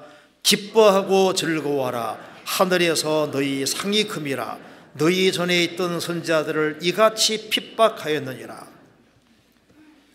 예수님이 팔복의 산에 올라가 앉으셨습니다. 팔복의 산에서 예수님이 복을 말씀하셨는데 복의 첫 번째가 천국이라고 했습니다.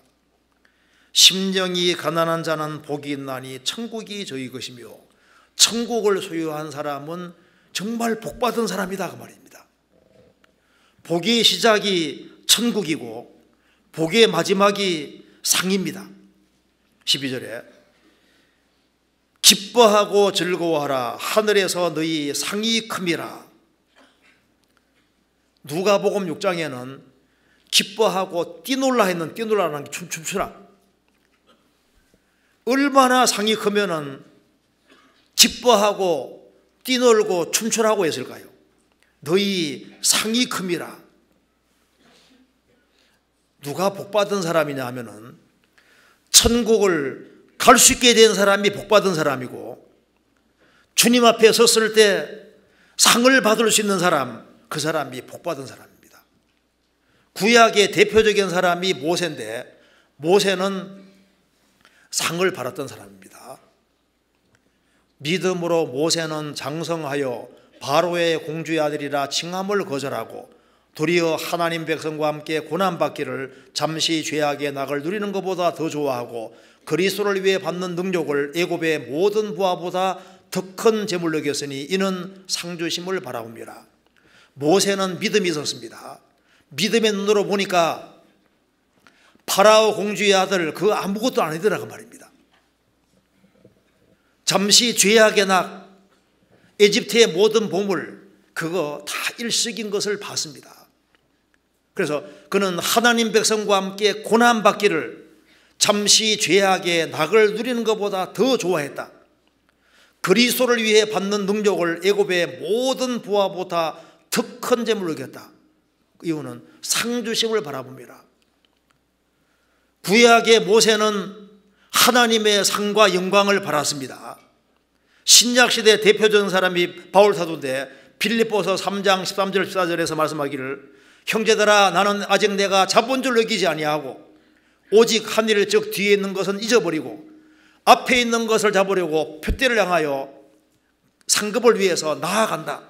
위에서 부르신 부르심의 상을 위하여 쫓아가노라. 모세도 상을 위해 쫓아갔고 바울 사도도 상을 위해 쫓아갔습니다. 예수님께서도 누가 복 있는 사람이냐? 상 얻는 사람이 복 있는 사람이라고 말씀했습니다. 우리가 이 시점에서 생각을 할 필요가 있습니다. 우리가 주 안에 들어와서 주 안에 생한 모든 것은 그대로 천국까지 올라가는 거예요. 그게 상인 겁니다. 요한계시록 14장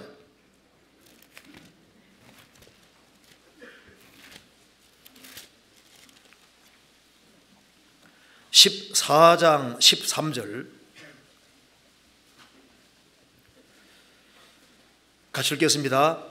또 내가 들으니 하늘에서 음성이 나서 가로되 기록하라. 자금이오로 주 안에서 죽는 자들은 복이 도다 하심에 성령이 가라사대 그러하다 저희 수고를 그치고 쉬리니 이는 저희의 행한 일이 따름이라 하시더라. 주 안에서 살다가 주 안에서 죽는 것이 중요합니다. 왜 그러냐면은 이는 저희 행한 일이 따름이라. 영어로 their works follow them. 그들의 행한 일들이 따라간다. 우리가 주 안에서 한 것이 그대로 저 위에까지 따라가는 거예요. 그리고 우리가 구원받고 난 이후에 주 안에서 형제자매들을 붙잡아 준 일, 형제자매들을 대접해 준 일, 복음을 위해서 같이 협력하고 수고한 일, 이런 것들이 하나도 안 떨어지고 그대로 가는 거, 그대로 가는 겁니다. 성도에게 냉수 한 그릇 떠준 것도 이것이 그대로 천국에 그대로 올라가는 거예요. 이 세상도 정욕도 다 없어지 지나가는데 주 안에 생한 것은 그대로 남아서 그대로 저 위에까지 올라가는데 그게 상과 영광이 된다고 말입니다. 그러니 주 안에서 신앙생활 바르게 하는 것이 얼마나 중요하냐 그 말입니다. 우리가 전도에서 한 사람을 주님 품으로 인도했으면 그 사람이 저 위에 올라가 있잖아요. 우리가 주 안에서 수고한 것이 다 위에 올라가는 거니까 그리스도인들의 하루가 영원과 관계가 되는 거예요. 영원과. 주님은 무한하신 분이니까 주님과 연결시키는 것은 전부 다 무한한 가치를 지니게 되는 겁니다. 그러니 성경을 배우면 배울수록 이거는 뭐 1, 2년 기억되는 것이 아니라 우리가 행한 일들이 신구약 성도들이 다 알게 되고 천만 천사들이 다 알게 되고 그리고 이것이 저 위에서 영원히 기억되는 것이니까 이건 뭐 1년, 1000년, 만년, 억년 이 정도가 아니지 않습니까? 여호와께서 완전한 자의 나를 아시나니 저희 기업은 영원하리로다. 구원받은 사람의 하루하루가 영원한 기업과 연결되는 겁니다. 그래서 우리가 우리 앞에 영원한 상과 영광이 놓여 있다는 걸 알아야 됩니다. 그러기 위해서 이제 우리가 신앙의 실천을 위해서 가봐야 될 산들을 좀 생각해 봅시다. 우리가 가봐야 될 곳이 있습니다. 성경 열왕기상 18장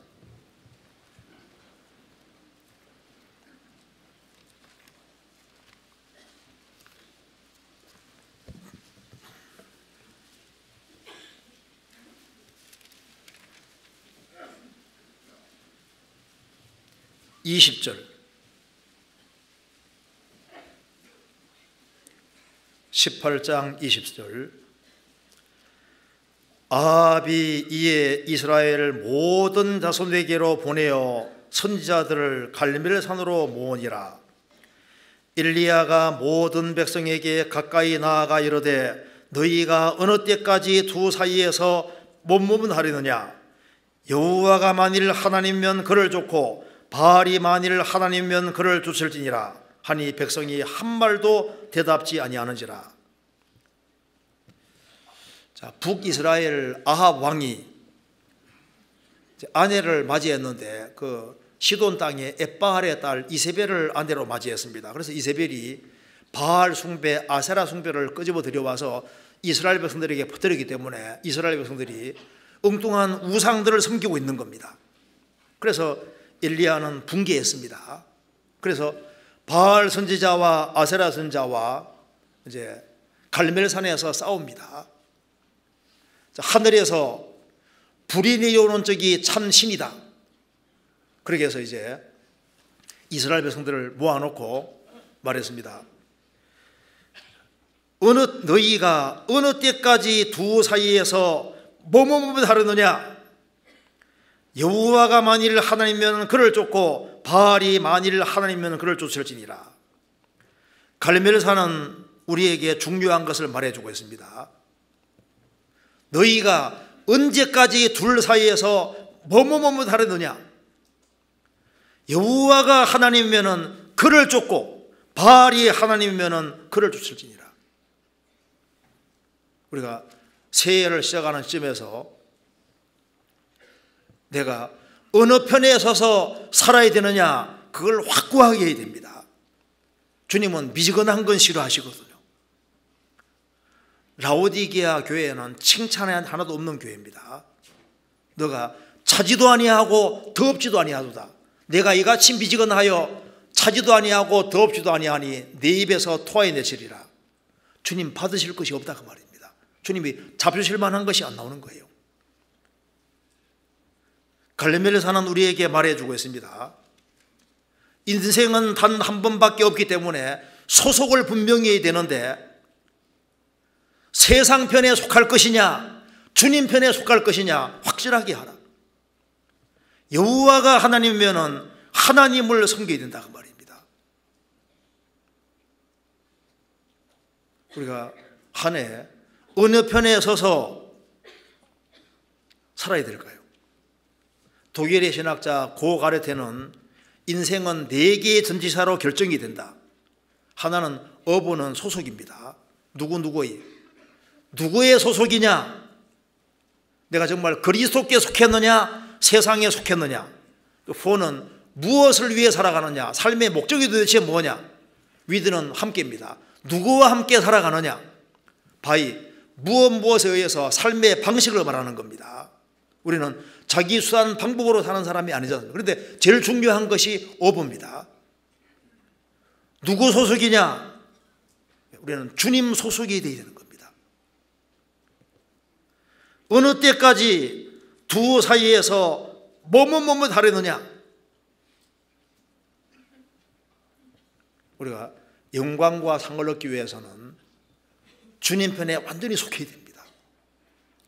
올해는 주님 편에 속해서 주님 중심으로 살아보자 하는 각오가 필요한 거예요. 그리고 그 다음에 가봐야 될 곳이 있습니다. 아가서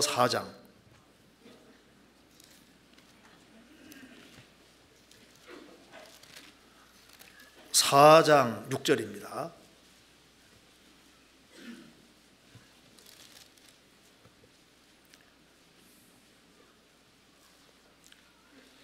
(4장 6절) 같이 읽겠습니다.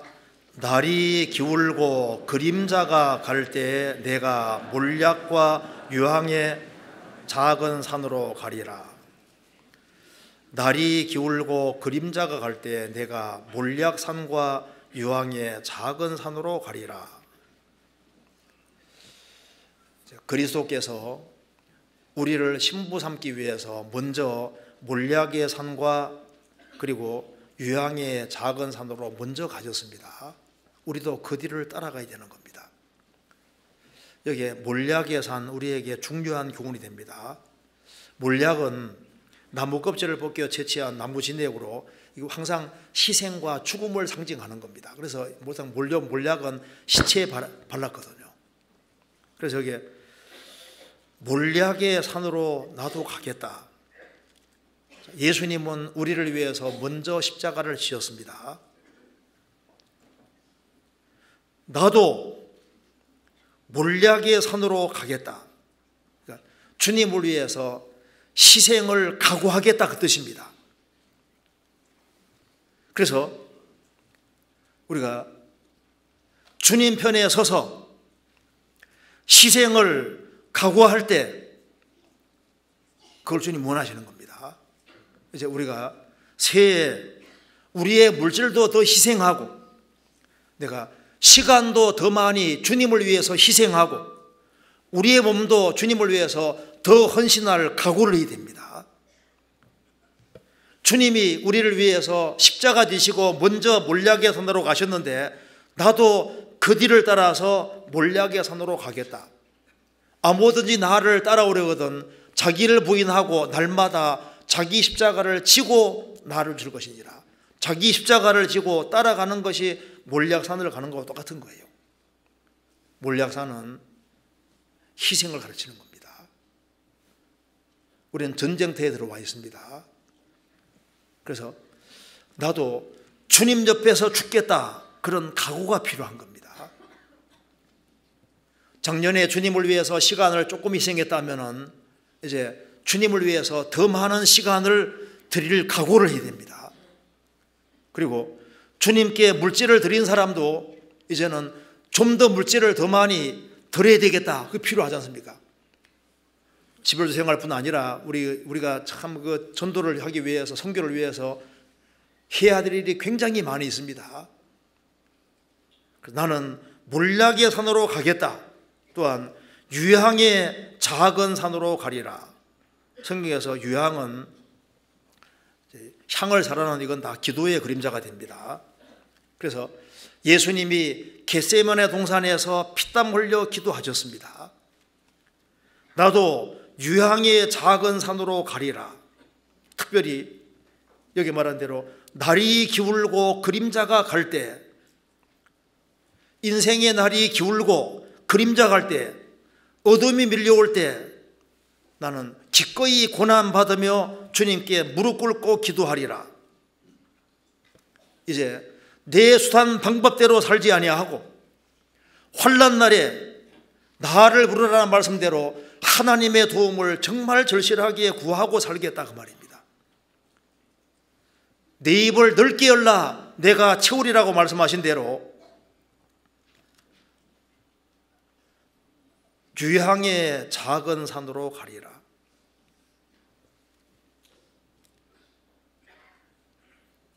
우리가 생을 살아가는 가운데 특별히 인생에서 날이 기울고 그림자가 가고 어둠이 밀려올 때 우리가 할 수 없는 것이 굉장히 많습니다. 사방이 막혀도 위는 열려있기 때문에 주님을 향해서 입을 열고 절실하게 하나님의 도우심을 구하면은 하나님의 도우심이 있는 겁니다. 사사기 1장에 여호와께 묻자와 가로되 하나님께 입을 열 때 이스라엘은 능력 있고 힘이 있었습니다. 성도들도 마찬가지인 거예요. 입을 넓게 열라 내가 채우리라.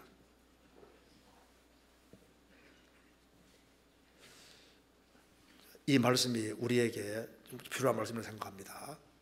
그리고 여기에 또 한 군데 사사기 15장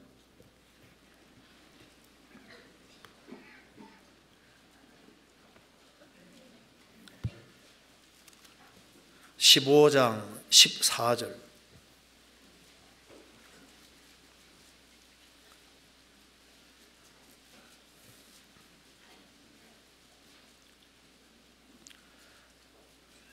삼손이 레히의 이름에 블레셋 사람이 그에게로 마주 나가며 소리 지르는 동시에 여호와의 신의 권능이 삼손에게 임하매 그 팔 위에 줄이 불탄 삼과 같아서 그 결박되었던 손에서 떨어진지라.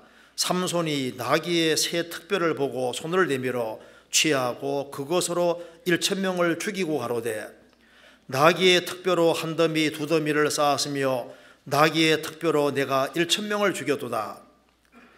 말을 마치고 특별을 그 손에서 내어 던지고 그곳을 라맛 레이라 이름하였더라. 일본 밑에 라만 레이는 특별의 산이다.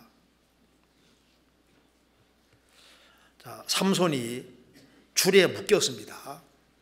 꼼짝 못하는 상황인데 하나님의 성령의 권능이 임하니까 그 결박된 것이 싹 풀어졌습니다. 그리고 나귀의 특별을 취해서 블레셋 사람 1,000명을 죽였습니다. 그리고 그 무더기 시체를 말하면서 특별의 산이다.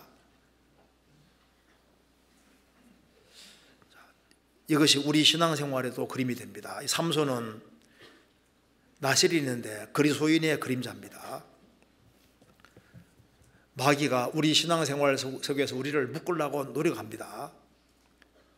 그런데 성령이 역사하시니까 묶인 것이 풀렸습니다. 그와 마찬가지로 요한복음 11장 44절에 보면은 나사로가 죽었다 살아났는데 얼굴은 수건에 쌓여 있고 몸은 동력 위에 있습니다. 풀어놓아 다니게 하라. 이 교제 가운데 있으면은 성령이 특별히 교제 가운데 크게 역사하십니다.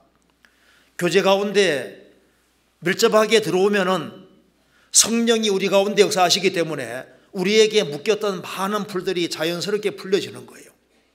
그리고 삼손은 성령의 능력으로 나귀 특별로 1,000명을 죽인 것처럼 성령이 우리 가운데 역사하시면은 우리도 승리를 할 수 있고 이길 수 있는 겁니다. 그래서 하나님이 교회 안에 교제 가운데 두루행하시고 역사하시기 때문에 이 교제에 연결되고 교회에 연결된 사람은 신기하게도 주님의 능력과 힘을 입는 것이 맞습니다. 오직 여호와를 앙망하는 자는 새 힘을 얻으리니 독수리의 날개치며 올라감 같을 것이요 다른 박질을 하여도 곤배에 전하고 걸어가도 피곤치 아니하리로다. 오직 여호와를 앙망하는 사람은 새 힘을 얻을 것이다.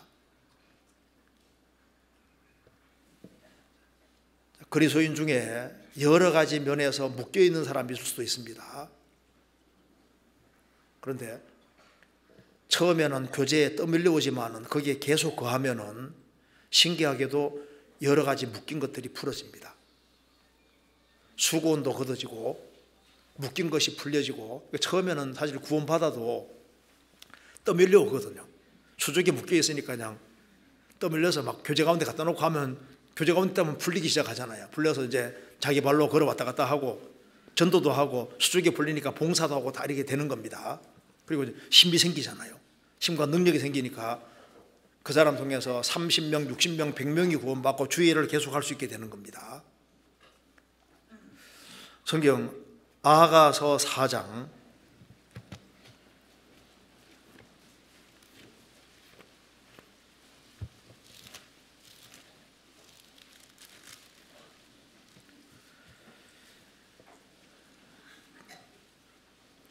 아가서 4장 8절입니다.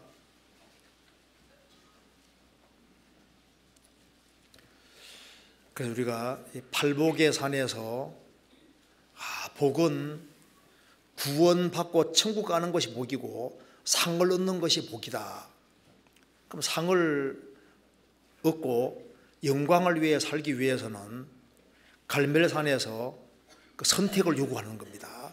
우리가 주님 편에 확실하게 서서 주님 편에 서고, 그리고 몰약산과 유황의 작은 산으로 가리라.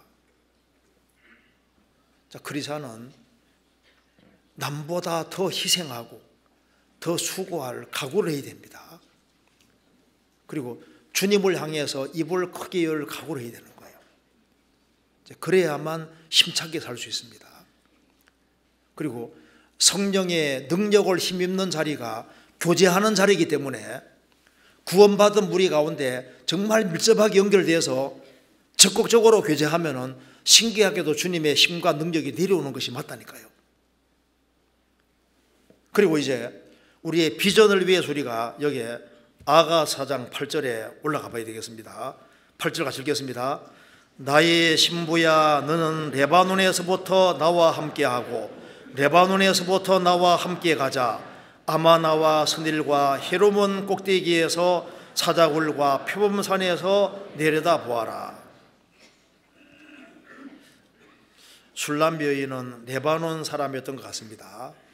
그래서 이제 나의 신부야, 너는 레바논에서부터 나와 함께 하고 레바논에서부터 나와 함께 가자. 아마나와 스닐을 지나서 헤르몬 꼭대기까지 올라가서 꼭대기에서 사자굴과 표범산에서 내려다 보아라.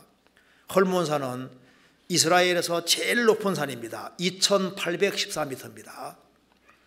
산 꼭대기까지 주님이 데려가십니다.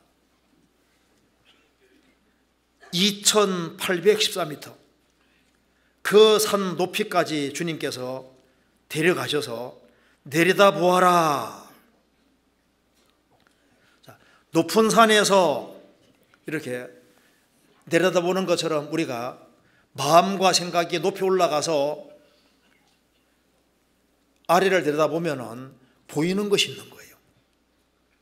우리 인생이 보입니다. 우리의 과거가 보이잖아요.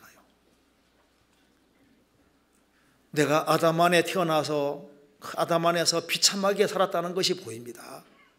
그렇게 해서 주님이 나 같은 사람을 불쌍히 여기셔서 구원시켜주기 위해서 가시도 주시고 담도 주시고 사방이 막히게 하시고 여러 가지를 주시고 그렇게 해서 내가 어떻게 구원됐는지가 보입니다. 높은 데서 보면은 하나님이 내게 한없이 큰 은혜와 사랑 베풀어 왔다는 것이 보이는 거예요. 내 인생이 하나님의 계획 속에 있었다는 것이 보입니다. 그 많은 사람 중에서 내가 구원된 것이 보입니다. 높은 데서 이래 보면은 불신자들의 운명이 보이잖아요. 불신자들이 벼랑으로 다 떨어지고 있는 거예요. 멸망으로 달려가는 것이 보입니다. 그래서 우리의 책임감이 더 생기게 되는 거예요. 높은 데서 보면 모든 것이 조그맣게 보이는 것처럼 세상이 얼마나 초라한지도 보입니다. 화려한 집도 너무 작게 보이고 이 세상 영광이 별거 없다는 것도 알게 되는 거예요. 대통령 자리가 좋아요? 장관 자리가 좋아요? 구역장 자리가 좋아요? 구역장 아무나 하는 거 아닙니다. 우리가 얼마나 이게 대단한 존재인지 그 사람들이 잘 모릅니다. 자, 높은 데서 보면은 넓은 세계가 보이고 주님이 얼마나 위대한 분인지도 보입니다. 주님의 크심도 보이게 되고 높은 데 올라가면은 마음과 생각도 넓어지고 커지게 됩니다. 이 세상 형적은 지나가는 것이라는 것도 알게 됩니다. 그리고 여기 말한 대로 헤르몬 꼭대기에서 사자 얼굴과 표범산에서 내려다보아라. 사자와 표범이 있는 것처럼 높은 데서 보면은 마귀 역사도 보입니다. 마귀가 일하는 것도 보이는 거예요. 우리가 전도 집회할 때 마귀도 집회를 방해하기 위해서 같이 모입니다. 우리 교회를 깨기 위해서 마귀도 작전 짜고 있는 거예요. 마귀의 괴기라는 것이 있거든요. 높은 데서 내려다보아라. 높은 데서 내려다보면은 이제 구원받은 사람 불신자와 다르게 높은 데에 와 있는 거예요. 높은 데. 우리가 할 일이 얼마나 많은지 모릅니다. 내려다보아라. 내려다보니까 할 일이 보이기 때문에 적극적으로 일을 하게 되는 겁니다. 그래서 이제 그 아가서 뒤에 보면은 포도원을 개척하러 가는 것이 뒤에 나옵니다. 그리고 여기에 이제 우리가 우리의 할 일이 보이면은 우리가 어떻게 해야 될까요? 이제 적극적으로 살아야 되는데 문제는 구원 안 받은 사람이 구원받은 사람보다 더 열심히 사는 사람들이 많다는 겁니다. 이거 정말 창피한 겁니다. 성경 예레미야 3장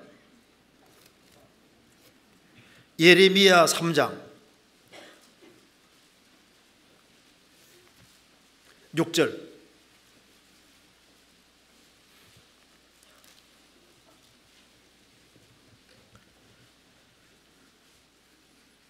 제가 읽겠습니다. 요시야 왕 때에 여호와께서 또 내게 이르시되 내가 배역한 이스라엘의 행한 바를 보았느냐.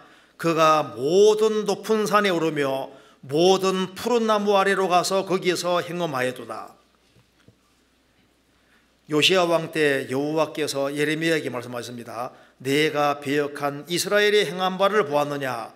그가 모든 높은 산에 오르며 모든 푸른 나무 아래로 가서 거기에서 행엄하였도다. 이스라엘 백성들이 이 당시에 높은 산에 우상들을 많이 세웠습니다. 그래서 높은 산 여기저기 찾아다니면서 우상 숭배하는 데 아주 극성이었습니다. 모든 높은 산에 오르며 모든 푸른 나무 아래 가서 거기에서 행음하였도다. 우상 숭배했다는 겁니다.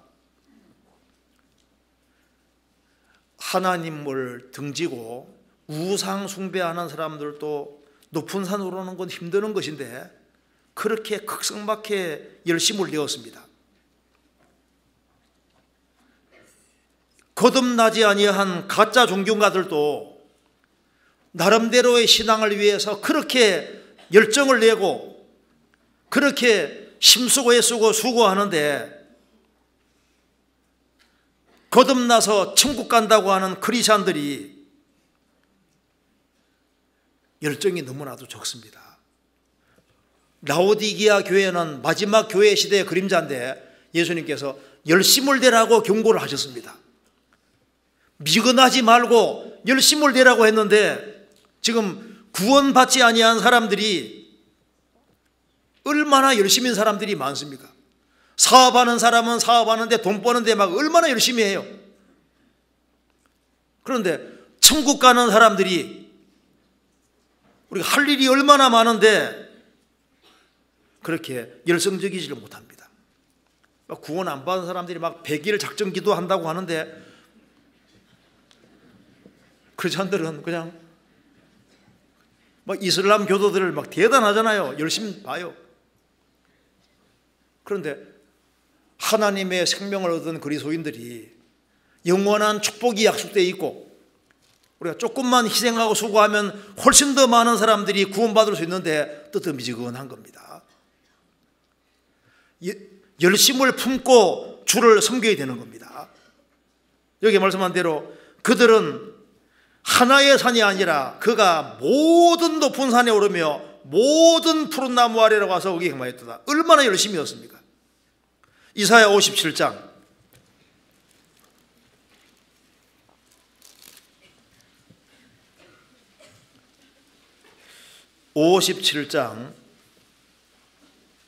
7절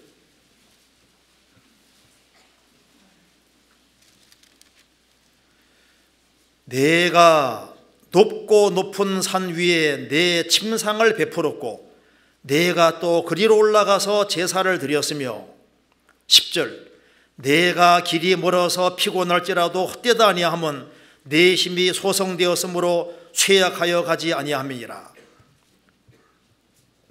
아예 얼마나 종교적이 열심히 큰지 내가 높고 높은 산 위에 내 침상을 베풀었고 아예 거기가 자리까지 깔아놨습니다.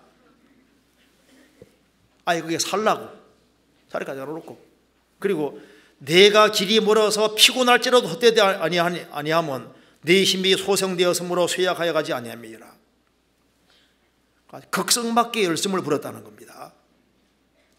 우상 숭배하는 사람들도 이렇게 철저하게 열심으로 행하는데 어디든지 사탄 역사를 위해서 그렇게 막 열심히 달려가는데 크리스찬들은 너무나도 소극적입니다. 우리가 주님이 원하시는 길이면 어디든지 우리도 가야 됩니다.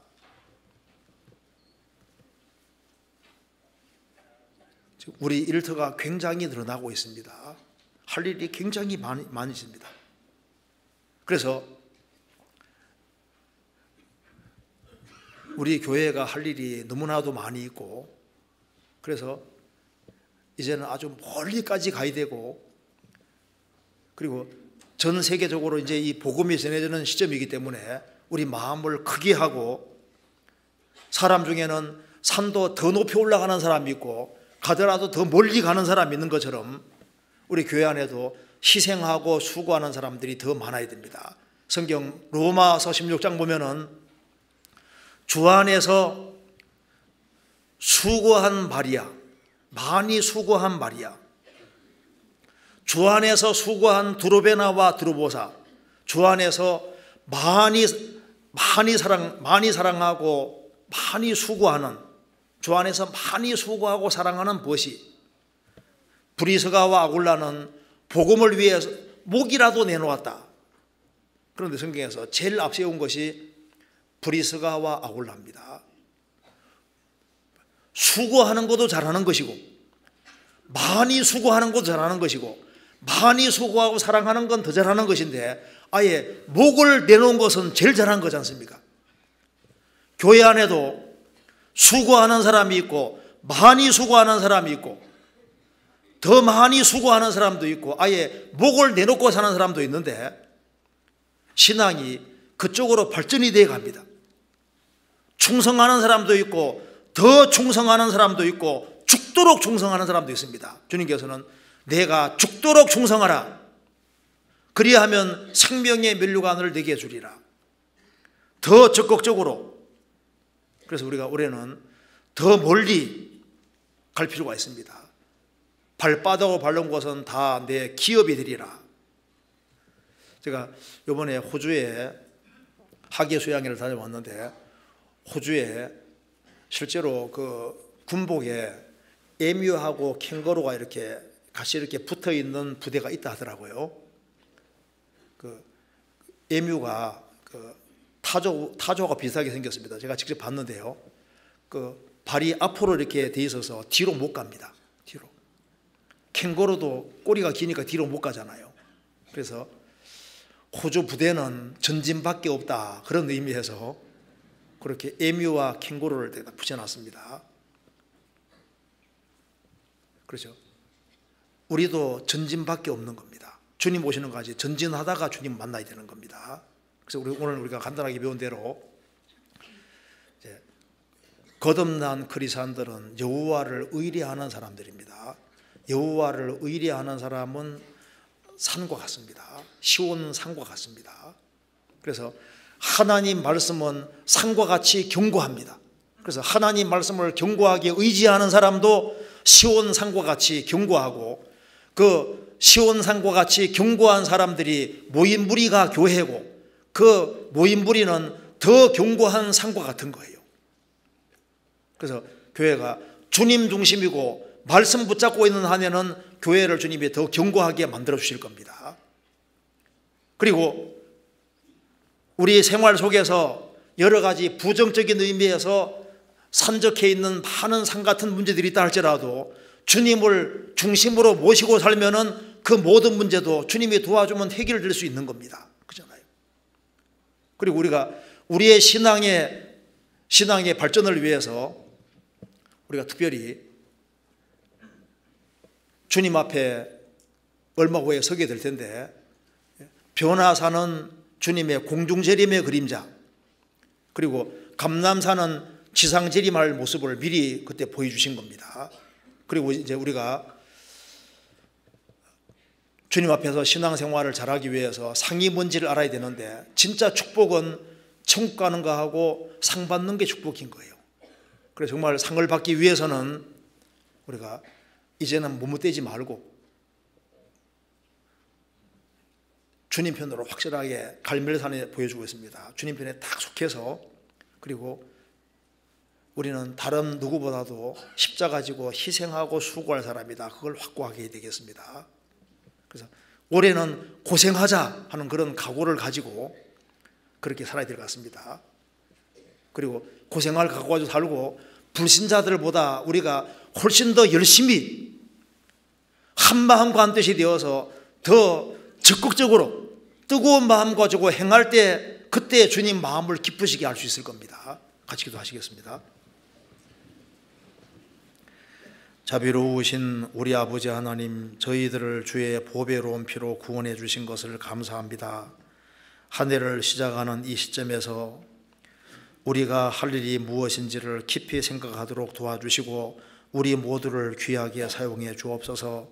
교회가 계획한 모든 일에 주님이 함께해 주시고 주의 역사와 능력을 더욱 나타내 주옵소서. 오늘 나머지 모든 시간도 함께해 주시고 도와주시옵소서. 주 예수 그리스도의 이름으로 기도하옵나이다. 아멘. 수고하셨습니다.